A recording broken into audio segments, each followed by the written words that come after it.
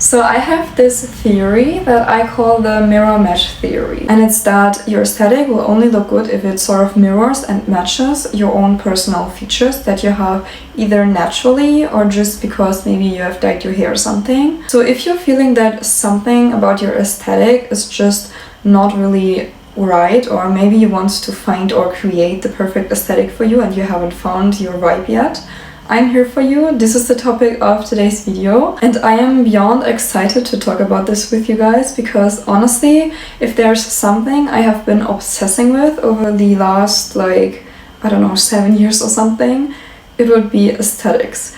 Not hair, not makeup, obviously yes, since the few last years, but it's definitely aesthetics. So I would say in that case I would call myself an expert, because after all this researching and trying out and stuff, I just know what you have to pay attention to, and also all the aspects in order to find the perfect aesthetic, or maybe even create your own, because I think creating your own is even more fun.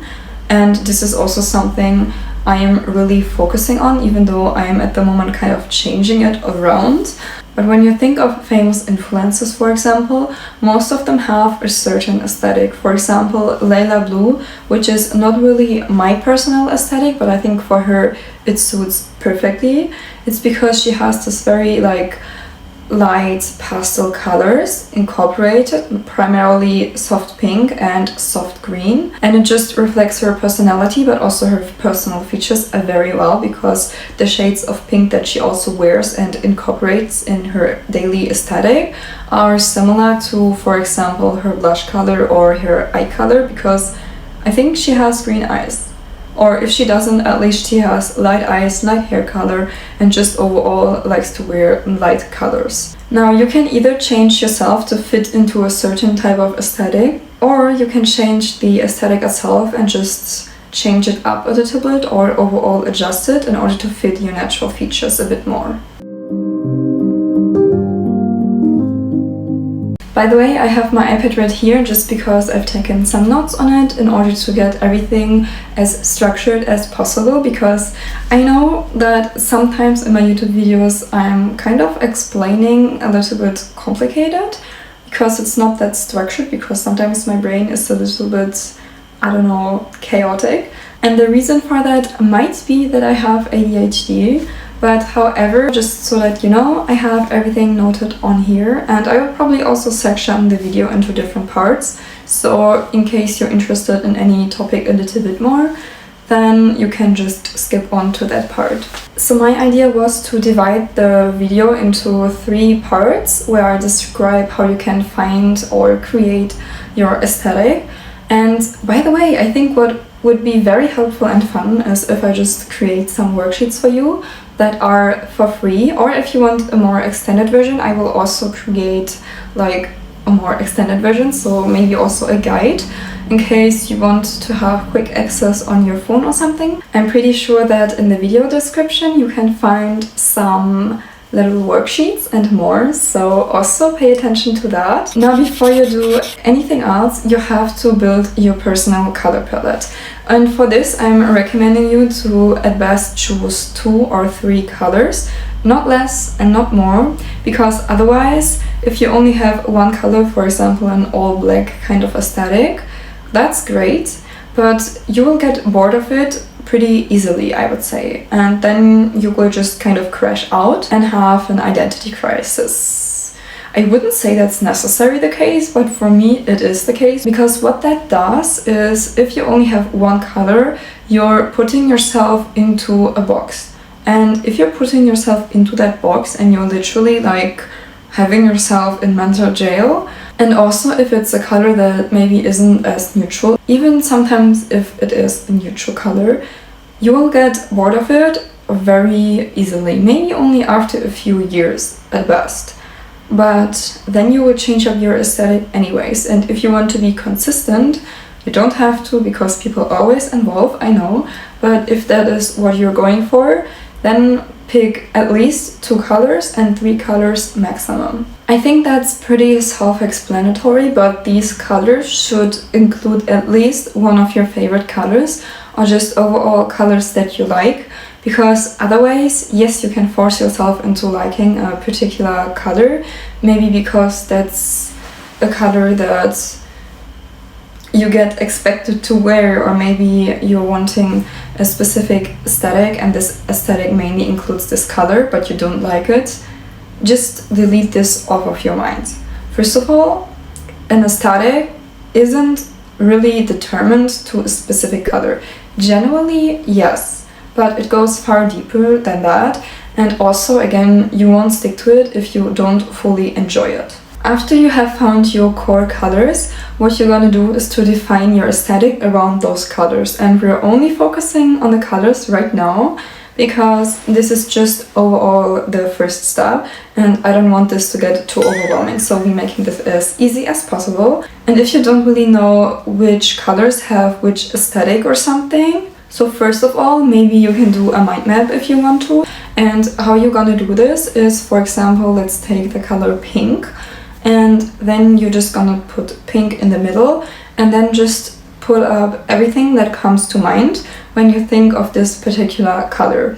For example, when I think of pink, I think of sweetness and candy, and just overall can be a soft vibe, but can also be very extroverted. It really depends. And it can also be very dark feminine if it's maybe a very bright and dark kind of pink. So it's giving very much variety, and it's overall associated to be a more feminine color.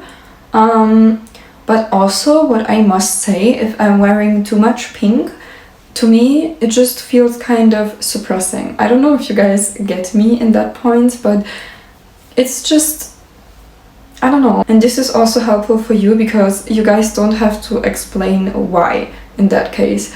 Literally just write down the first thing that comes to mind on the feeling or the overall vibe this color gives you. And if it's a bad vibe, then I wouldn't really go for it. And then you can maybe search up other colors. Also, if you don't really know any color that you should pick, just go on Pinterest and search Pantone colors, and then you will get a variety of colors even with the name on it, and then you can maybe take them as an example. But even for them, again, you have to write how they make you feel, because people that, for example, wear a lot of black, for example, people in the goth culture, but what a lot of black and darkness can sometimes do to you is that it brings down your overall mood. And if that maybe is the case for you, then maybe stick to something that is a little bit more refreshing and lighter. Or maybe it's even having kind of lots of contrast, then you can also try that. But if you're going for a color palette that has a lot of contrast in it, for example black and then pale pink, I would recommend you to only do that if you yourself also have high contrast features. For example, very pale skin and dark eyes and dark hair, or even like me, I would say that also counts as some sort of like high contrast. Then it fits, but there are also many seasonal color palettes that don't even fit this color. So once you have your colors, let's say pink, black and green, for example, something that you have to do if you want your aesthetic to really align with your authentic, naturally self, then you have to find out about your own seasonal color palette, or in case you already know it, just search up the colors that go into this particular kind of color palette. And then, yeah, for example, if you're having a very bright pink and it isn't in your color palette, you can either maybe dye your hair a little bit darker so that a brighter color might suit you better, or if the case will be that the color doesn't suit you at all, just try to adjust it. Maybe make the saturation of it a little bit less so that it might be a little bit more muted in case you're a soft summer, or generally a soft color palette, because then you should stick to softer color palettes. And after you've done these two things, check your colors and tell me if at least one of these colors is a color that you can find on your own body. For example, when you have a pinkish tone, is it maybe your hair color if you have dyed hair? Or for example, does a blush that really complements your face when you're doing your makeup also have the same kind of hue?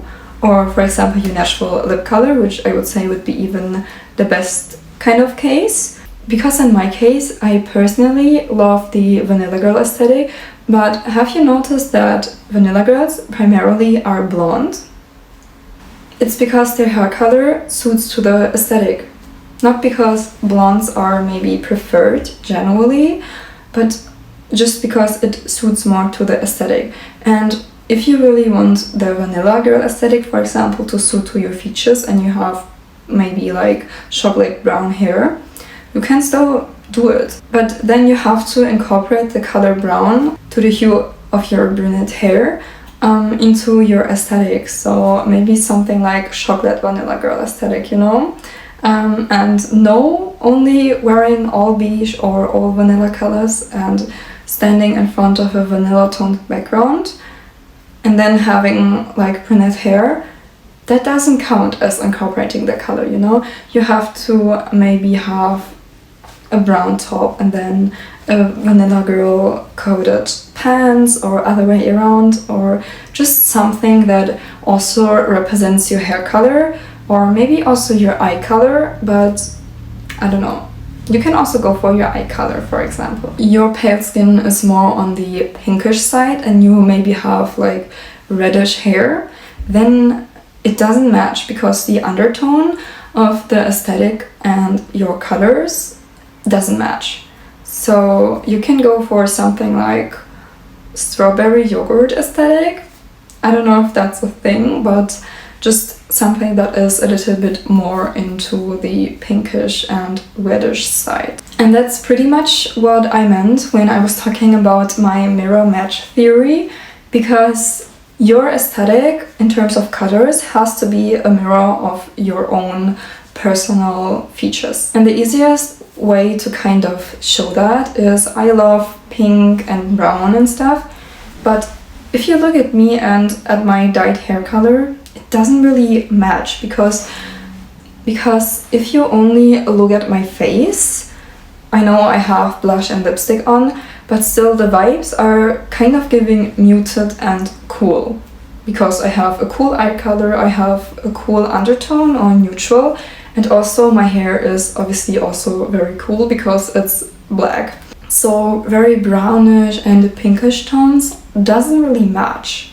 Yes, they suit me if I take the right shades, but still you don't really associate it with me if you take a look at me.